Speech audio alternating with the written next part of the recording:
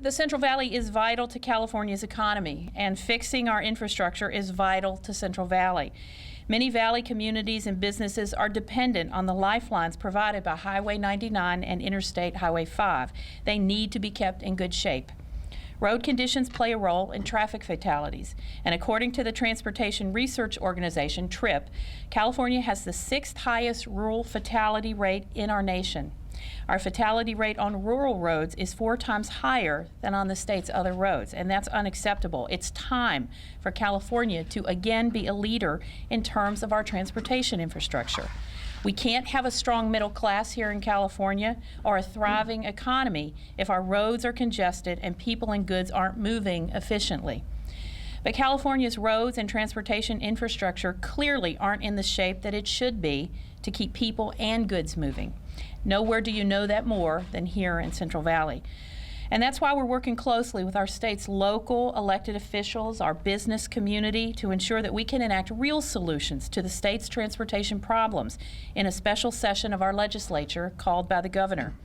Now, compounding our infrastructure problem is the fact that the funding streams that could bring about improvements that we need are diminishing and, in fact, even drying up. So we have to move forward to the next generation of transportation funding. And transportation has traditionally been a bipartisan issue. And that's why, in special session, I'm hopeful that we can set aside some of our rigid ideologies, both sides, and consider serious proposals that provide a new, fair funding stream that benefits all California communities. That's why we're here today. We've taken on tough issues in the recent past in a strong bipartisan fashion, from passing a real rainy day fund to passing an historic water bond to fixing the chronic underfunding of our teachers' retirement system. So with full engagement from Democrats and Republicans in the Assembly and with the Senate and from our governor and his team, who is here with us today, I think there's some room for optimism. But it's important for the public and the press and everyone here and the business community to keep the pressure on us to do the work that we should do. This issue affects us all, from how much we pay to maintain and fix our cars, to how much personal time we actually lose sitting in traffic here in the Valley. It's about 23 hours. You have an additional 11 tanks of gasoline that you have to buy. You spend more than $450 some on average fixing your vehicles. So these things really impact our communities, impact our quality of life, and impact our productivity.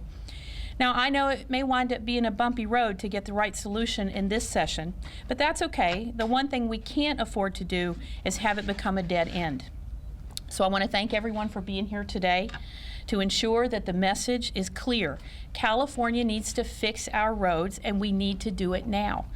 I want you to look at this coalition of business leaders, local officials, labor leaders, and transportation experts. They're where the rubber actually meets the road. They know what California needs, and their being here is a strong sign of how important it is that we make progress now. I want to point out, I think what's unique about Fresno is you're going to get 2 perspectives. We're going to have concerns that are urban in nature, but we're also going to have rural concerns. And I think it's going to be important that as we have our roundtable discussion later today, that we really point out the diversity of the challenges that take place in the Central Valley, so that when we do craft a plan, and I'm very optimistic that we are going to get there, that we will have a plan that is reflective of all the needs of everybody throughout the state of California, as the speaker mentioned. But I do want to point out just a couple of quick facts about Fresno. And a couple of these I learned just this morning. One, in Fresno alone, we have $224 million need in pavement repair. Unlike other areas of the state where public transportation is available, 95% of all transportation in Fresno County is by trucks and automobiles. So think about that. Only 5% in the entire county ride a bus. So we need to figure out how we deal with those situations. And last but not least, and I think this is mostly for our farmers and our farm workers and others who travel and crisscross through Fresno County. The Fresno County has one of the largest rural road networks, which spans close to 3,600 miles. Now think about that.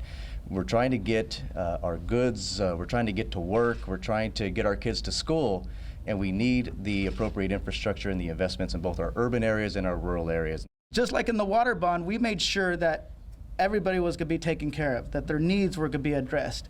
And that's how we were able to get almost unanimous consent on the floor when it came to the water issue. And the water issues in California were a lot tougher than transportation issues.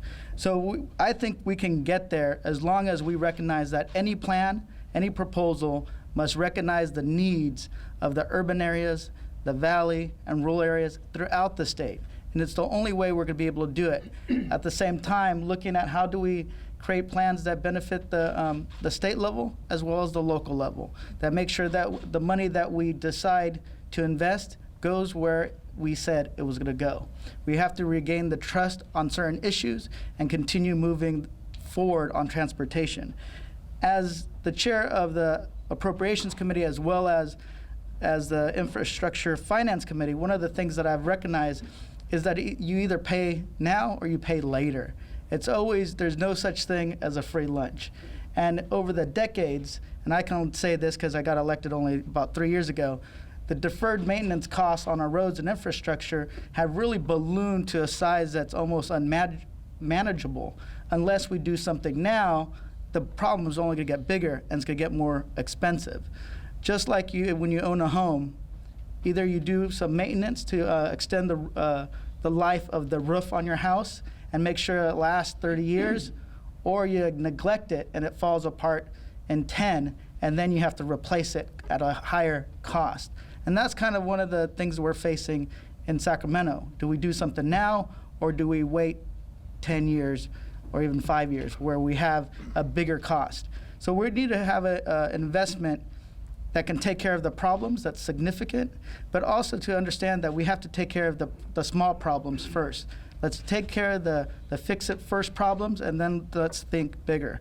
But I know that with everybody up here, including Supervisor Perea, the local officials, and the governor's office, I think we can get there, get a deal done, and make California great again.